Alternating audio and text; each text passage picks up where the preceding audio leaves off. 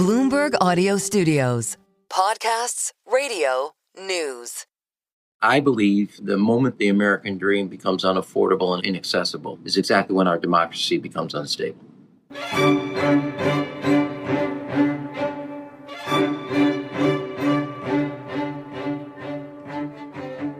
I'm Stephanie Flanders, head of government and economics at Bloomberg, and this is Trumponomics, the podcast that looks at the economic world of Donald Trump, how he's already shaped the global economy, and what on earth is going to happen next.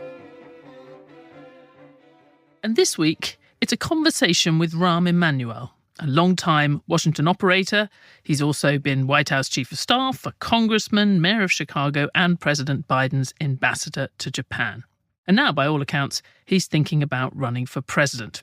We're recording this on Thursday, the 30th of October, and any one of those parts of his resume would give me plenty of reason to have Rahm Emanuel on the show. But I'm going to focus here on the alternative to Trumponomics that the Democrats need to offer to have a chance of retaking power in the next few years. The root cause of the fraught state of American politics, Rahm says, is that the American dream has become unaffordable, out of reach for the majority of families. Democrats need to confront that head on. But how, in a country that no longer seems to be able to countenance tax increases, for example? He also thinks President Trump's China policies have been costly and wrong. The president is now back from his Asia tour, but how exactly would the former ambassador to Japan have done things differently, especially now that China seems, if anything, to have gained the upper hand? So that's plenty, but given his very close association with Chicago, I also can't help wondering what Rahm Emanuel thinks about the way that American cities have been thrust to the centre of President Trump's efforts to pummel Democrats, ordering troops to Portland, Los Angeles, Washington and Chicago, and threatening to withhold funding for New York, for example. Partly it's about stoking confusion and chaos in traditional Democratic strongholds, but there's a sense in which the president is also trying to weaponize a divide between rural and urban parts of America that's been building for a while and has not necessarily been good for Democrats. Rahm Emanuel, I've talked far too much, but you can hear there's a lot I'd like to hear you talk about. Thank you for joining Trumponomics. Well, thanks for having me.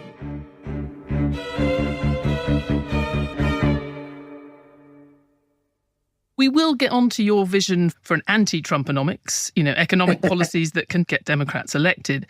But first, that issue about cities, Democrats have to navigate what President Trump is doing and threatening right now to do in American cities. What's the smart way to respond to that? Well, let me push back on one thing in that introduction. It's not about an anti-Trump.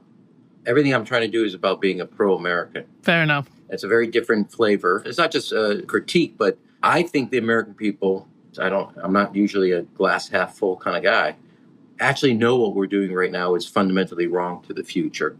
I think if you think about 2028 and the presidential, but also about what you want to do with it, this is about who can articulate about fighting for America, not just fighting against Trump. If you look at what I've talked about on education, housing, a national industrial policy, these are all about fighting for America, not fighting against Trump. That's a fair point. B, to the core question about cities.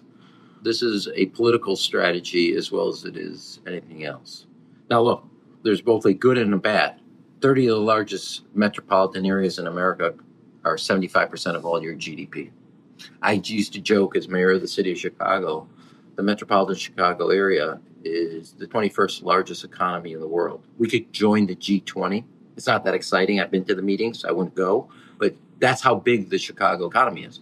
Now, if you want to compete and win, you don't bash the economic engines of your country. The negative side of that is, well, there's a concentration of economic growth and possibility. It's also too concentrated. This is an attempt, which is all part of Donald Trump's strategy, is rather than dealing with our common challenges, divisions, and drive them. He said it. So you're not looking for me to interpret. Goes to a funeral for Charlie Kirk. I hate my enemies. Goes to Iowa. Says Democrats hate America. You and I are doing this interview the same day that they announced that they're going to create a unit within the deal with civil disobedience in cities. So to me, this is about division. This is about his politics, and it has nothing to do with helping strengthen America. On the cities, certainly the leaders don't feel that what they needed was troops. But when there is a sort of lack of trust there that the president is taking advantage of, that when the big cities cry foul and say, we need help with this, but we don't want help with that, there is a lack of sympathy out in the broader country. Well, I think I start from a different perspective. The American people prefer order versus disorder. Under Joe Biden, the disorder was an uncontrolled border that looked way out of control where people were, and the federal government looked like it didn't give a rat's. Here, Donald Trump has moved the disorder from the border into himself. If you think for a moment the American people who don't live in Chicago or don't live in Portland like the fact that people are wearing chemical masks, shooting tear gas at fellow residents of the city of Chicago or Portland or LA, I disagree with your political assessment. Now, do I think over the last 20 years, the urban elite have rubbed people's face in that they are superior? I've been talking about that for the last 20 years. And you all have finally caught up that we were walking around, I can't say it on your podcast, but like that we were superior on a host of things economically and culturally. And we had a disdain for the way other people live their lives. Mm-hmm. That's a different issue than you have what's coming to you, then we have every right to throw tear gas at you. And I would argue that's not, Stephanie, where the American people are. I'll back that up with data. And just on a practical level, this is the last one on this, no one's going to listen to the economic prescriptions of the Democrats if the president has succeeded in fostering the idea that there is a crisis on American streets. Even if he has created that crisis, even if he's fomented that violence, if it's there, he could well be successful in sort of making people feel that there was a crisis that needed special measures, quote unquote. Let me get it this way to you, my view. Democrats hate what he's doing. Independent voters, swing voters, unaffiliated voters by either party are uncomfortable with an untethered, unchecked Donald Trump. So the more that corporate America, the Supreme Court, and the Republicans in Congress play complicit to this, this is not going to work. And I have enough data to show that that's exactly what's happened in every election since 2024. What all the skills and qualities that you think make Donald Trump appealing politically work against him in governing. Okay, so the economic diagnosis that you would have that you think would be a winning strategy and indeed good for America in the next few years. Yeah, that counts too. No, you're right. When I say anti-Trumponomics, I just mean it's just a neat phrase. I actually do mean what's a better economic strategy? What's your diagnosis? What's your cure? Stephanie, I'm being a jerk. That's all right. Your reputation precedes you. Yeah, but the new thing is I'm aware now that I'm being a jerk. That's the first step. That's at least the first step. Well, one is I believe the moment the American dream becomes unaffordable and inaccessible is exactly when our democracy becomes unstable. It's not a coincidence that as housing gets out of reach, college education gets out of reach, people aren't saving for their retirement. They're one illness away from Chapter 11 bankruptcy, and only 10% of the American people have access to it, or their kids have access to the American dream, what you associate with the American dream, is when you have all the politics of resentment and instability in the political system. So to me, both good economics as well as good politics restore the confidence and the accessibility of the American dream. Starts with home ownership. I would just say this up front. When Amy and I became empty nesters, the idea that we can get a mortgage for a retirement home is insane. You have young families trying to start off on the American dream. They can't get a down payment and or a mortgage for their first home. And I, in my position in life, get a mortgage deduction, which means other people are covering my butt. This is crazy. And there's things you can do along the way. I've worked on healthcare. I've worked on retirement security. As mayor of the city of Chicago, if you got to be average, we make community college free. 75% of the kids that took it were the first in their family not only to finish high school, but to go to college. To me, there's a series of things you can do where the building blocks of the American dream become affordable again. Over the last 30 years, it did not happen over Donald Trump. All of us accepted it. The ladder got pulled up. Everything from home ownership to college education to retirement security to healthcare, the ladder got pulled up. And we were comfortable as long as our kids were comfortable. And everybody has a right to be pissed off. And as I jokingly say, paranoid people have enemies too. The system is rigged against your success. You're not paranoid. And I spent a good time of my career trying to unrig the system. I'm now for rigging it. on behalf of the families that work hard, play by the rules. Number two, and this is a passion of mine, but I happen to think it's also true. If you go back through the 5 great periods of economic growth in American history, there's one constant: education reform and education accessibility. Land-grant colleges, GI Bill, universal high school education, etc. The idea that we got a report card, 2/3 of our kids cannot do reading and math at grade level, and not the president, not a governor has spoken up, is a crisis. Our kids are failing, and our adults are failing their kids. 3, which is the kind of goose that lays the golden egg, your research universities that are the envy of the world, you said declared war on cities. You're declaring war on the golden goose. Get back AI, semiconductors, biotech, etc. Take the quantum, take all the 12 major areas that China's declared war on America, and fundamentally fund them to where we go back to 4% of our GDP is in research dollars on the public sector side, not counting private, into the core technologies that are going to determine who owns the future. And we have a great resource, need to be reformed, a great resource that we've decided to declare war on, a la Harvard, a la MIT, a la Stanford, etc., rather than invest in it. 4th, what can't be AI'd out or outsourced, etc., fundamentally invest in America's modernization of its infrastructure. 5th, as it relates to illegal immigrants, there's no wall high enough that I'm not for, and there's no enforcement at the workplace that I'm not for, including the employers that hire people illegally. Now let's reform our legal immigration so it reflects the 21st century economy. Barring people to want to come to this country, want to get a green card, want to become Americans, is self-inflicted wounds. You're illegal, you cross illegal, as a guy that created Operation Gatekeeper for President Clinton, forget about it. Illegal is illegal. The guiding principles for immigration reform are a nation of immigrants and a nation of laws, and we're going to respect both. I probably left a ton of stuff out. Those are the 5 things. Those are the 5 things I would do to get America out of neutral moving. Your point about the universities, because it overlaps with something we said before. My colleague Sean Donovan wrote a great piece about this. We underestimate how much universities have been part of the economic revival of a lot of big cities that had been deindustrialized and other things. So it's kind of hurting President Trump's industrialization agenda. I mean, what he's doing to universities. I don't mean to cut you off, but it would not be in a manual if I didn't. But take a look at the president did a conference in Western Pennsylvania, Pittsburgh area about AI and a data center. You look 20 years ago, 15 years ago, you would have talked about the deindustrialization of America. And because of energy production, Carnegie Mellon in Pittsburgh, University of Pittsburgh, and you look at what they've done in the investment, you can take an old steel plant and make it a data center or a producer of major kind of electricity. And now you have not only the reindustrialization, but the economic opportunity for that area that 20 years ago you would not be writing about. You'd be talking about the jobs in the factories that are losing.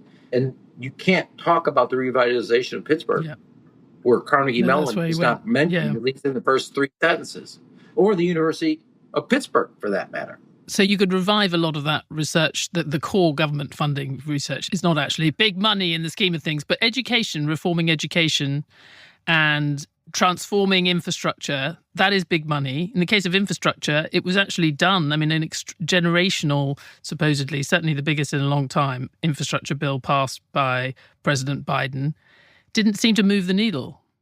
2 things. One is I want to get back to this because it relates. I happen to think robotics is going to be essential to the future. Carnegie Mellon leads the country. My guest lecture at MIT just got canceled, but there's no doubt that Carnegie Mellon leads it. You could make Carnegie Mellon the core of your funding at the federal government for robotics. With University of Ohio, Michigan, and MIT, you could do a consortium and say, okay, here's going to be what the guaranteed stream. Here's where we want to see you invest. You got to bring public-private dollars in, and we want to see X, Y, and Z. Now, they did do stuff on infrastructure. Donald Trump, I will say this, in his first term called it for infrastructure week every week. Now the new thing for his infrastructure is canceling projects rather than promoting them. And nobody's called it out. He's decided not to invest in America's competitiveness, but to literally cut it out. But there's things that have to be done. not just in rural, but in small town America, both on the infrastructure and the education. You look at it in a small town in America, a community college, a hospital, unfortunately, a prison. Those are the economic opportunities. And we need to make the investments, both in the infrastructure and the workforce, that make that an attractive place to put a data center, a new production of alternative energy or old energy. But you're going to need money. I mean, on that, you might be able to get some private funding, but on the education, I mean, you are talking about some costly interventions in the economy to make the American dream more affordable. How are you going to do it? Well, yes and no. I'm going to be going down in a couple months to Mississippi. They have what's called the Mississippi Miracle. They went from 49th on reading to 9th. Now, either they did really well or basically everybody else did really bad. They did it over a decade. So you can basically redirect it and get better results and not continue to spend money on failure. Now, as it relates to spending other types of infrastructure, there's $1 trillion there. Spend it, make it, and force it out. Democrats got so preoccupied with the rulemaking, they never got the results.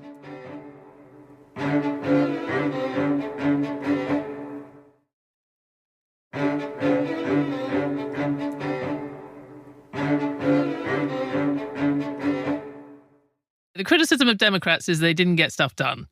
And we know one of the things that's been a sort of distinguishing feature of President Trump ever since he kind of came more onto the scene in New York in the 90s was this sort of sense of, I'm going to get stuff done. I'm going to get this ice rink open that had been closed for a long time because the city was stupid. And you sound like you're just constantly wanting to go back to that you're channeling and reminding people of all the times that you've got things done.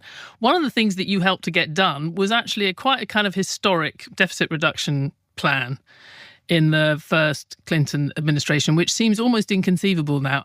How would you do that, just practically? Because we certainly haven't seen that for a long time, including under Biden. 3 things.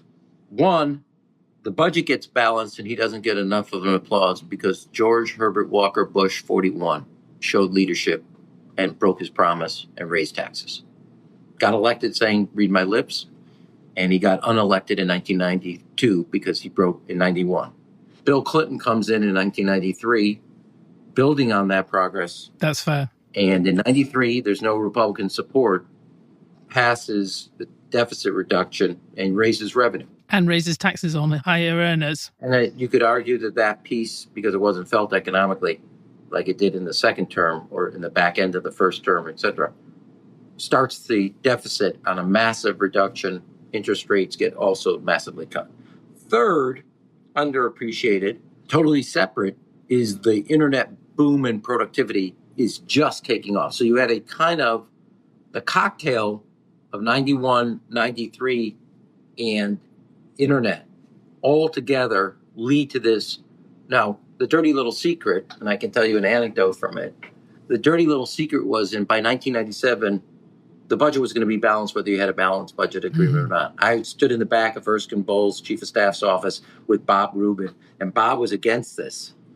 He was against a balanced budget agreement because I see no reason to do this, that it's going to be balanced. I said, Bob, there's an old rule in Chicago from Richard J. Daley. When you see a parade, get your baton and get in front of it. Right. And I said, we're going to get political credit in the same way that the Berlin Wall was going to come down, whether George Bush did anything. So that happened. That's a buildup. The answer to your question, I pass immediately a rule in Congress, and Congress will pass it. Never can interest on the debt exceed defense budget. Oh, is that the Neil Ferguson rule? He's credited with saying that's when you stop being a great power. I read the article, very persuasive. So here's what Republicans like defense spending. I'm all for it because I actually think it's important as a deterrent to China.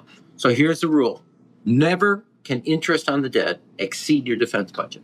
And once you create that discipline, like Graham Rudman Hollings did in the past, you will start to see deficit reduction. Or you'll start to see a president that's trying very hard to increase defense spending faster than the debt bills going up and also push down interest rates by taking control of the Federal Reserve. I mean, that's what it also incentivizes.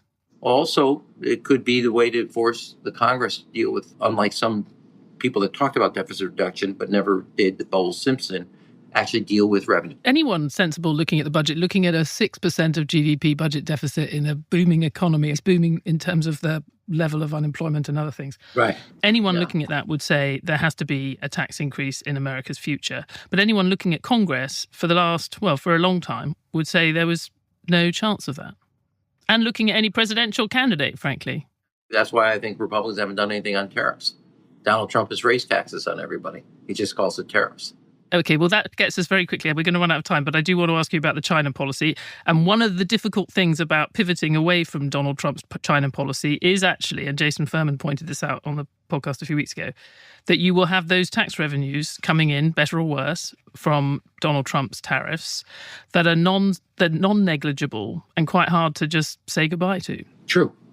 So what are you going to do? What is the China strategy under your plan? First of all, the idea that it's down to tariffs is not, no disrespect, it's more complicated. I don't mean to say that, but since we're on a podcast, it's slightly more than 30 seconds answer. There's a couple things.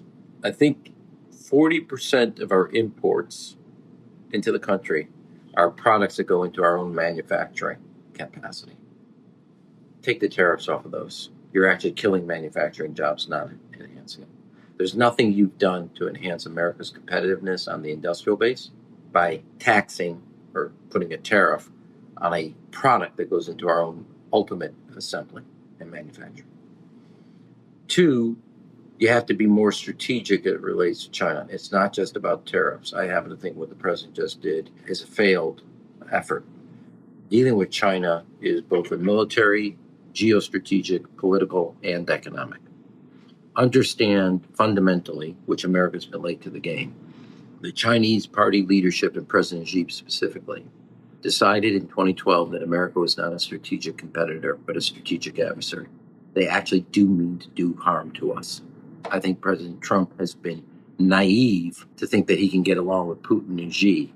They actually are trying to put our head under. And he doesn't appreciate that, understand that, or is responding to the threat level. Third, both from the universities and science and technology to the training of a workforce that has to actually have an education to compete and win at any level. Fourth, investing in the capabilities of America, 21st century infrastructure to move 21st century economy from data to trucks and everything between. And then fifth, on the tariffs, all they do for you as it relates to China as we kind of figure out how to move away is you have to decide where your choke points are and fundamentally invest in them. That's what the whole critical minerals and magnet production is about. That there is, take a deep research look at the supply chain, every choke point that exists, understand where we're behind, and then invest in it over the next 5 years. Now, Xi is upfront about this. Don't be naive, and you have to be understand. He wants a dominant China where everybody's dependent on China and China's independent of everybody else. And we have to move with a strategy where America is integrated with everybody else and everybody else is dependent on us. But we have, as a nation, actually, since the second Clinton administration, that same year that we had a budget surplus, 2000, was also the time that we were negotiating to have China into the WTO. We have leaned into being deeply dependent on China, much more dependent than we perhaps needed to be. When you talk about extricating it, I think as Donald Trump's learning, it's pretty hard to say, we'll get divorced in 10 years' time, and I'm really firm about that, but we've got to live together in the meantime. Yeah, I don't know you, Steph. I know a lot of divorced people that live in the same house, just separate rooms. You're also saying, as you just said, that they're our sworn enemy, that they're determined to destroy us. But by the way, can we have another bit of mineral earth, sir? One of the things I learned being ambassador to Japan, what they say is not what they mean. You got to find it. But Xi tells you the world is to be dependent on China and China is to be free of the world, independent. He's very upfront. Now, either you can say, that's just for domestic consumption, or act as that threat intends. Now, I believe the big mistake of the last 20 to 25 years was allowing business interests to control our national security as related to China. They were not a voice at the table. They were the voice at the table. And they should have been slapped and put in their place. And that was a huge mistake. And when Xi said, and the Chinese leadership said, we're going to replace America and we're going to do X, Y, and Z as it relates to the world's dependence on China. That's a big opportunity. And when China decides to crush your steel industry, your aluminum industry, your auto industry, that's an opportunity for America to come into the rescue of South Africa, Brazil, Mexico. They are doing things in their industrial manufacturing because the President Xi is leaning so hard on the dominance of manufacturing for its economy because other parts of it are failing. That's our opportunity. And that kind of suspicion of globalization, or at least the globalization that was dominated by the sort of business interests of America as opposed to other things, that's going to outlive President Trump. Do you think? It's going to be with us for the next 30 years. Look, globalization was a success if you had what you and I have, and our kids have. I don't know whether you have kids or not. Okay, I have 3 kids. They're in their 20s, 2 of the armed forces, etc. They all went to good schools, and they're all on their way doing well, etc.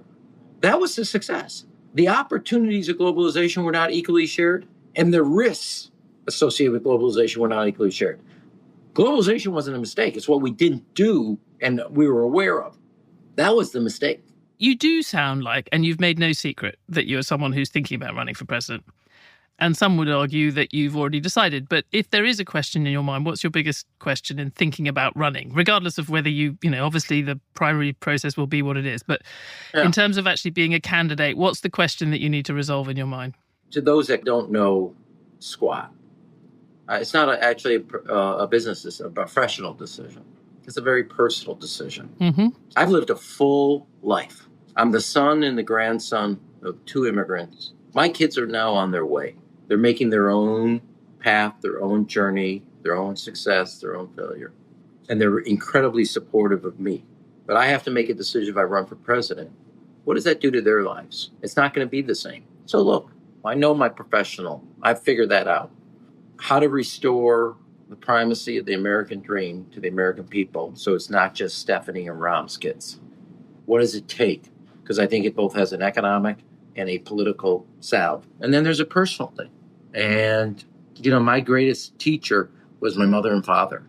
And I take being a parent very seriously. I know we're not supposed to talk about it. I know talking about American politicians talk about their kids all the time. I wouldn't worry about it. Oh, I think, but I've been around them longer than you have. So that's a decision I'm going to make, and it's something I'm going to make with my children and my wife.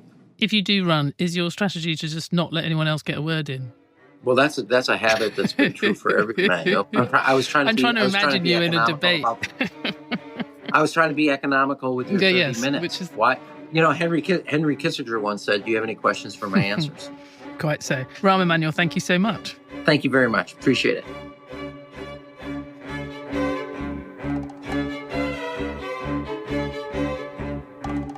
Thanks for listening to Trumponomics from Bloomberg. It was hosted by me, Stephanie Flanders, and I was joined by the former White House Chief of Staff and Mayor of Chicago, among other things, Rahm Emanuel.